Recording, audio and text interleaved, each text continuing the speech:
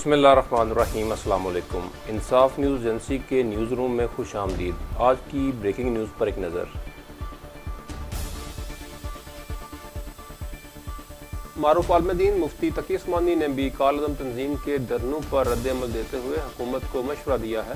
انہوں نے social media پر جاری بیان میں کہا ہے، ملک میں بدامنی کی فضا بہت تشویشناک ہے۔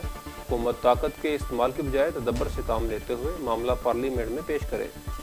مفتی تقی عثمانی نے یہ بھی کہا کہ احتجاج کرنے والے تشدد اور قومی املاک کو نقصان پہنچانے کی بجائے پرامن راستے اختیار کریں۔ انہوں نے یہ بھی کہا کہ فریقین پر لازم ہے کہ گستاخوں کی بجائے اپنا گھر تباہ کرنے سے پرہیز کریں۔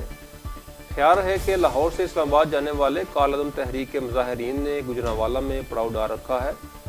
راستوں میں مسلسل بندش اور اشیاء خوردنوش کی قلت سے گجرانوالہ کے شہریوں کی مشکلات بڑھتی جا رہی ہیں۔